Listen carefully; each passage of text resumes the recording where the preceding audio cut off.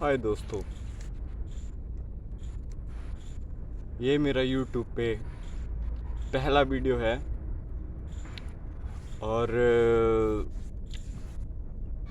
सबसे पहले मैं आपको अपना इंट्रोडक्शन देना चाहूँगा।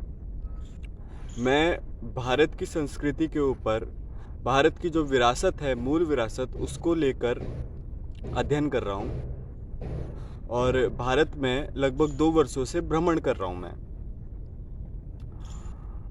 और मैंने अभी तक जितना भी भारत के बारे में खोजा है वो असीम ऐसी जानकारी है जो अभी तक किसी ने भी उसको उजागर नहीं करा है, जो बहुत ही इम्पोर्टेंट और गहरी जानकारी है। रिसेंटली मैंने तमिलनाडु के सीएम के बेटे का एक स्पीच वायरल होते हुए देखा, जिसमें वो सनातन धर्म के ऊपर आलोचना करते दिखाई दिए। लेकिन आप अगर उसे थोड़ा गौर से सुनेंगे तो वो इसे एक बीमारी का नाम दे रहे हैं, जैसे डेंगू, मलेरिया, कोरोना। इसका अर्थ क्या है, इसका मतलब क्या वो बताना चाह रहे हैं? मैंने जो समझने का प्रयास किया है उनकी अंडरस्टैंडिंग से, वो उनकी स्टेट पे जाकर, तो वो एक मॉडर्न युग के नए युवा हैं और उनकी समझ है कि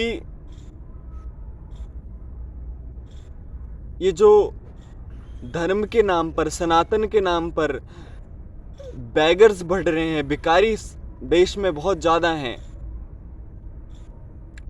और ये जो अखाड़े हैं, मैं क्षमा चाहूँगा, मैं इसकी आलोचना नहीं करना चाहता, लेकिन ये एक प्रकार का व्यवसाय बन चुका है।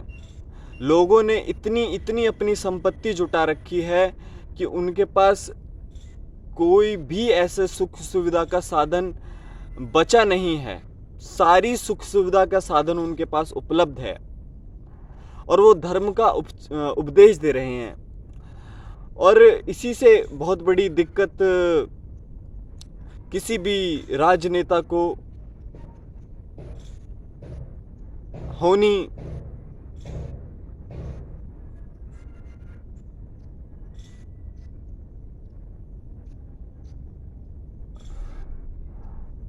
आवश्यक कह सकते हैं, अगर विदेशी सभ्यता के अनुसार हम इस बात को समझे। क्योंकि ये जो कॉन्स्टिट्यूशन है, ये जो संविधान है, ये विदेशी संविधान है, ये भारत का संविधान नहीं है। लेकिन इसमें और भारत के संविधान में कोई बहुत बड़ा अंतर नहीं है। जैसे भारत के सनातन धर्म के अंदर जो राजतंत्र था, उसमें राजा राज करता था और उसमें सर्वश्रेष्ठ राजा विष्णु कहलाता था। उसके अंदर इंद्र होते थे और फिर इंद्रों के अंदर देवता होते थे, और देवताओं के बाद जो असुर होते थे, दैत्य होते थे, दानव होते थे। ये सोच समझ कर ही एक ऐसी व्यवस्था बनाई थी जिससे कि हम चक्रवर्ती राज कर सकें। ये एक ऐसी व्यवस्था थी। जैसे आप इसको थोड़ा गौर से समझने का प्रयास करेंगे तो जो विष्णु हैं वो मटेरियलिस्टिक हैं, उन पे सारी सुख सुविधा के साधन हैं। और ये इंद्र भी उन्हीं की तरह हैं और बाकी सब देवी देवता भी उसी प्रकार हैं। लेकिन ये जो दानव हैं, दैत्य हैं, ये कभी भी मटेरियलिस्टिक नहीं थे। ये वनवासी अधिकतर हुआ करते थे या बैकवर्ड एरिया के राजा कहलाते थे। लेकिन इनसे भी हमारा एक तरीके का समझौता था कि आप जो है वो मटेरियलिस्टिक जीवन नहीं जिएंगे, क्योंकि दानव और दैत्य के लिए सबसे ज़्यादा कीमती है कि वो अपना बॉडी को हेल्दी रखें। ज़्यादा प्रकृति के साथ जो व्यक्ति रहेगा, मटेरियलिस्टिक नहीं रहेगा, वो साधारणतः बहुत बलशाली रहेगा और उस प्रकृति को भी लाभ पहुंचाएगा। और जो जितना ज़्यादा मटेरियलिस्टिक होगा वो प्रकृति के लिए और ज़्यादा हानिकारक है। आज के समय में समस्या सबसे बड़ी ये है कि आज के समय में दुनिया में सबसे ज़्यादा मटेरियलिस्टिक लोग हो गए हैं और भारत की जो भूमि है वो मटेरियलिस्टिक लोगों से भर चुकी है। आप देखें कि हम इतने ज़्यादा मटेरियलिस्टिक हो गए हैं कि हम नया प्लैनेट खोजने में लगे हैं और उसे भी बर्बाद करने में लगे हैं। बल्कि हम ये बात जानते हैं कि भारत सभ्यता कई बार माफ़ी चाहूँगा, ये जो इवॉल्व सिविलाइजेशन है वो पहले भी कई बार समाप्त हो चुकी हैं और ये फिर से बनाई गई हैं। आप देखिए, इंद्र ने, विष्णु ने, इन सब के पास यान होते थे, टेक्नोलॉजी होती थी, शस्त्र होते थे, लेकिन वो समाप्त हो गई। अब फिर से ऐसा युग आ गया जहाँ पर मॉडर्नाइजेशन नहीं था, विलेजेस ज़्यादा रह गए। आज के समय में हमने फिर से उन्हीं चीज़ों की खोज कर ली है और मेरे पास इस बात का प्रमाण नहीं है, लेकिन मैं ये बताना चाहूँगा कि जिस देश के पास कोई शिक्षा प्रणाली नहीं थी वो देश कभी भी डेवलप नहीं हो सकता। हमारे भारत के पास सारी वो शिक्षाएं मौजूद थीं, सारे वो तथ्य मौजूद थे, लेकिन भारत ने कभी भी उन मैं इन्हें शैतानी शक्तियां कहूँगा, मेटेरियलिस्टिक चीज़ें कहूँगा, जो पृथ्वी को, पर्यावरण को नुकसान पहुंचाती हैं, इन्हें कभी उजागर करने का प्रयास नहीं किया। इन्हें हमेशा दबा के रखा गया और ये हमारे विश्वविद्यालयों में निश्चित ही ये छुपी रही होंगी लोगों से, जिसके कारण जब आक्रांता यहाँ आए उन्होंने देश पे शासन किया और उन्होंने ऐसे ज्ञान को उजागर करके मटेरियलिस्टिक चीज़ों का प्रयोग किया। खैर ये बात अलग है। तो मैं कह रहा था, उनका मानना ये है कि जब हमारे को इनसे कुछ सीखने को नहीं मिलता, ये जो पंडित पुजारी हैं ये भी अपनी लग्जरियस लाइफ जी रहे हैं, तो फिर क्या सीखा जाए इनसे, क्या धर्म सीखा जाए इनसे। तो निश्चित ही मेरी ये अंडरस्टैंडिंग है कि युवा पीढ़ी का कोई भी सीएम हो या उनका बेटा ही क्यों ना हो, अधिकतर लोगों की ये मेंटालिटी हो सकती है। लेकिन मैं उनको बताना चाहूँगा, देखिए समय के साथ लोग बदलते हैं, उनकी मानसिकताएं बदलती हैं और लोग मटेरियलिस्टिक होते हैं। कई योगी, कई साइंटिस्ट, कई ऋषि मुनि उस समय भी में भी मटेरियलिस्टिक थे और जो भी राजा के यहाँ जो भी विचारक रहते हैं वो भी सुख सुविधा के साथ रहते हैं। खैर, हमारे यहाँ पर जो राजतंत्र नहीं है, जिसके कारण हर एक व्यक्ति एक सीएम या पीएम बनना चाहता है, उसकी यही बचपन से इच्छा रही है। और हमारे यहाँ पर गुरुकुल की परंपरा नहीं है, जिससे कि व्यक्ति का मस्तिष्क इतना ज़्यादा विशाल नहीं हो पाता, ब्रह्मचर्या नहीं हो पाता। ये वीडियो काफ़ी लंबा हो सकता है, इसको पूरा देखिएगा और ब्रह्मचर्या के ऊपर हम थोड़ा 2-4 लाइनें बता देते हैं कि ब्रह्मचर्या में जब शुद्ध भोजन होगा तो प्यूबर्टी जो है वो देर से हिट होगी, शारीरिक विकास प्रथम होगा। उसके कारण आगे का जीवन व्यक्ति अपना अच्छे से भोग सकता है, वो गृहस्थ जीवन भी अच्छे से भोग सकता है और उसके बाद अपना वानप्रस्थ को भी अच्छे से भोग सकता है, फिर सन्यास को भी अच्छे से भोग सकता है।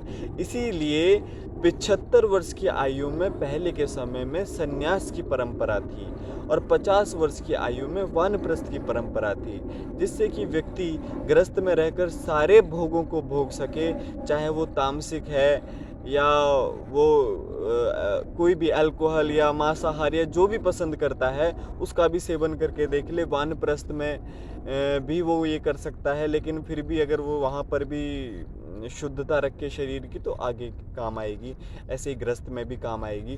खैर ये बात अलग है। और वानप्रस्थ में रहकर जो भी शरीर में विकार पैदा हुए हैं उसे ठीक किया जा सकता है। और जब सन्यास की परंपरा आती है, जब 75 वर्ष की आयु हो जाती है, जब पूर्ण रूप से व्यक्ति संसार को त्याग देता है, तो वो होता है संन्यास। वहाँ पर योग की, तपश्चर्या की गहरी अवस्थाएं बताई जाती हैं।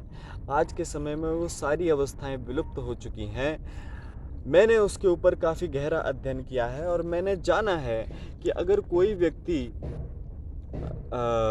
अपने जीवन का संपूर्ण विकास चाहता है तो उसको योग साधना, गहन समाधि की अवस्था को प्राप्त करना आना चाहिए, जिसके मूल संपत्ति ये मूल संपत्ति शिव की है। शिव ने अपने संसार में और कोई संपत्ति नहीं बनाई इसके सिवा।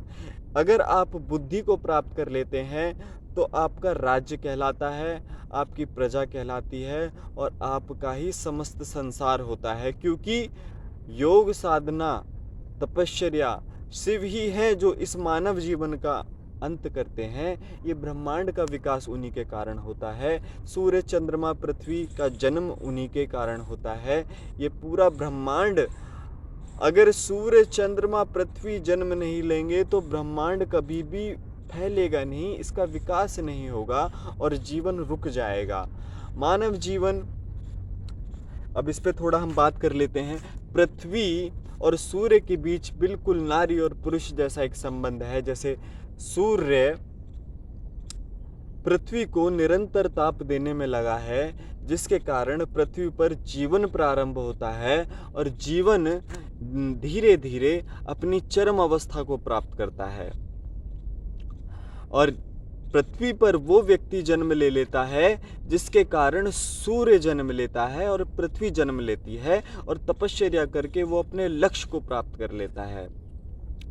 आप देखिए कि पृथ्वी पर और कोई जीव इतना श्रेष्ठ नहीं है जो प्रकृति को इतना बेहतर जानता हो। इसका प्रमाण मनुष्य पहले ही लाखों वर्ष पहले दे चुका है, करोड़ों वर्ष पहले दे चुका है। मुझे इस पर ज़्यादा बोलने की आवश्यकता नहीं। और इसका संपूर्ण कार्य महादेव ने किया है। उन्हें मनुष्य जीवन की समाप्ति का कारण माना गया है और इसके ऊपर बहुत पहले ही समाज में ये सब कुछ होकर समाप्त हो चुका है। निश्चित ही मेरा मानना है कि जब योगी पहाड़ों में रहते थे, वहाँ तपश्चर्या करते थे और भूमि ये जो है ये फ्लड से भरी रहती है। यहाँ पर अधिकतर आप भूखमरी या यूं कहें यहाँ पर अकाल पड़ सकता है, यहाँ पे शहर तबाह हो सकते हैं, यहाँ पर भूकंप आ सकते हैं, जिसके कारण लोग, जनजातियाँ समाप्त हो सकती हैं, जिसके कारण लोग बट सकते हैं, दूर दूर हो सकते हैं, जिसके कारण ज्ञान समाप्त हो सकता है। लेकिन फिर चीज़ें एक होती हैं, फिर चीज़ें प्रारंभ होती हैं, फिर सिविलाइजेशन शुरू होती हैं, नई नई धारणाएं शुरू होती हैं। आज के समय में जो हम ये बदलाव देख रहे हैं संसार में, ये मटेरियलिस्टिक वर्ल्ड की शुरुआत है, आधुनिक समय की शुरुआत है, जहाँ पर व्यक्ति समझ नहीं पा रहा है कि उसके जीवन का उद्देश्य क्या होना चाहिए। मेरे प्रिय मित्रों, भाइयों, बहनों, मैं आपको बताना चाहूँगा, आपके जीवन का उद्देश्य बहुत ही सरल है। आप अपने जीवन को किस उद्देश्य से जीते हैं, आप अपने जीवन में क्या लक्ष्य प्राप्त करना चाहते हैं, वही आपके जीवन का लक्ष्य है। मेरे इस वीडियो को बनाने का मतलब ये था कि मैं ये बता दूं, मानव जीवन की उत्पत्ति कौन से परम लक्ष्य को प्राप्त करने के लिए हुई है, इसीलिए मैंने ये वीडियो बनाई। हमारे तमिलनाडु के सीएम के जो पुत्र हैं, निश्चित ही विदेशी सभ्यता से जुड़े हुए होंगे। सनातन धर्म में उन्होंने काफ़ी खोटें देखी हैं कि बैगर्स ज़्यादा हैं। मैं फिर से इस बात को बोल रहा हूँ। और आजकल योगी या यूँ कहे तपस्वी सब मटेरियलिस्टिक हो चुके हैं। मैं उनसे कहूँगा, मेरे भाई, मेरे मित्र, ये सब आवश्यक है, ये समय की नीति है, ये धीरे धीरे बदलेगा। शहर में जो आप ये सोचिए, मैं आपके घर आऊँगा तो क्या आप मुझे अंदर घुसने देंगे? क्या आप मुझसे बात करना पसंद करेंगे? आपसे मिलने के लिए कोई भी व्यक्ति अगर आए तो उसके पास मटेरियलिस्टिक होना चाहिए, जहाज होना चाहिए, हेलीकॉप्टर होना चाहिए, गाड़ी महंगी होनी चाहिए। तब वो आपके घर में सेवक होने चाहिए अच्छे, तब वो आपके घर में प्रवेश करेंगे तो अच्छा लगेगा। वो आपके ही घर के सदस्य हैं और उनको इस प्रकार ना देखें। और जो बैगर्स हैं, बैगर्स भी बहुत ज़्यादा आवश्यक हैं हमारे यहाँ पर। बैगर्स के कारण ही समाज में जो दरिद्रता है वो समाप्त है। कोई व्यक्ति अपना जीवन ऐसे जीना चाहता है कि मुझे कुछ नहीं चाहिए, कि मेरे को बस मेरा पेट भर जाए और जीवन मेरा कट जाए। अगर कोई महापुरुष मिल जाए तो वैराग्य हो जाए, ज्ञान प्राप्त हो जाए। इसमें कुछ लोग हैं जो ऐसे जीवन जीते हैं, चोरी चकारी करते हैं, स्मगलिंग करते हैं, या इतना पैसा जोड़ने का सोचते हैं कि वो भी धन संपत्ति में लग जाते हैं, वो भी हैं। लेकिन मेरे भाइयों, मित्रों, मैं फिर कहना चाहूँगा कि योगिक परंपरा सबसे ज़्यादा परम है, जिसके कारण जो ये ब्रह्मांड का संपूर्ण ज्ञान है वो इस मानव शरीर में स्थापित होता है। वो भले ही किसी भी व्यक्ति को दरिद्र दिखाई दे, वो जंगलीपन दिखाई दे, वो वैरागीपन दिखाई दे, लेकिन उसी के कारण वहीं से ज्ञान प्राप्त होता है। आपने वेदों में भी बहुत जगह पढ़ा होगा कि तपस्या करने के लिए जाते हैं राजा महाराजा, फिर लौट कर आते हैं, वरदान प्राप्त हो जाता है, अहंकारी हो जाते हैं। वो बहुत सारे चरण हैं दिखाए गए हैं। एक ही व्यक्ति की कहानी नहीं है, अनेकों व्यक्ति की उसमें कहानियाँ लिखी गई हैं, उनकी कमियाँ भी उसमें बताई गई हैं और उसमें उनका पॉजिटिव मोमेंट भी दिखाया गया है। ये व्यक्ति की समझ के ऊपर है। क्या हर एक व्यक्ति को साधना करके जो लाभ हो उस पर घमंड होना चाहिए? अगर आप तेजस्वी हैं तो आप देख कर समझ सकते हैं कि अगर मैं तपश्चर्या करूंगा तो मुझे उसका अहंकार नहीं होगा, मैं परमात्मा के प्रति तब भी समर्पित रहूंगा। और जो व्यक्ति परमात्मा के प्रति समर्पित नहीं है, मैं उसका भाव ठीक करने का प्रयास करूंगा, चाहे मुझे उसके लिए झुकना ही क्यों ना पड़े। मेरे प्रिय भाइयों, मित्रों, मुझे और ज़्यादा समय नहीं लूँगा आपका। मैं आपसे यही वंदना करूंगा कि मैं अपना जीवन होपलेस और ट्रैवल करते हुए बिता रहा हूँ।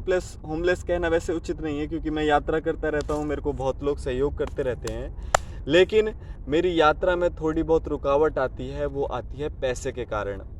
और मैं किसी से पैसे मांगना ज़्यादा उचित नहीं समझता। सिर्फ ट्रैवल करता हूँ, कोई क्वेश्चन करता है तो उसके आंसर्स देता हूँ, और ज़्यादातर मेरे को कोशिश रहती है कि मैं आंसर्स लोगों की ज़्यादा दूं, ना कि डोनेशन लेने में उनका समय बर्बाद करूं। क्योंकि कई लोगों के पास डोनेशन देने के लिए पैसे भी नहीं होते, और कई लोग कंफ्यूज भी हो जाते हैं कि कितने पैसे दें, क्या दें। तो मैं आप लोगों से वंदना करूंगा कि कृपया करके आपकी जो समृद्धि हो उतना मुझे डोनेशन दें। और कोई भी क्वेश्चन, आपकी क्वेरी है योग के related, meditation, spirituality, religion, whatever, health issues, relationship issues, anything else, you can ask me. If I'm able to answer your questions, I can, I will. So आप डोनेशन कर सकते हैं मेरे को। कमेंट्स डिस्क्रिप्शन में जाकर मैंने वहाँ लिंक दे रखा है। आपका बहुत बहुत धन्यवाद। मेरा पहला वीडियो था ये। जय शिव शंकर, हर हर महादेव।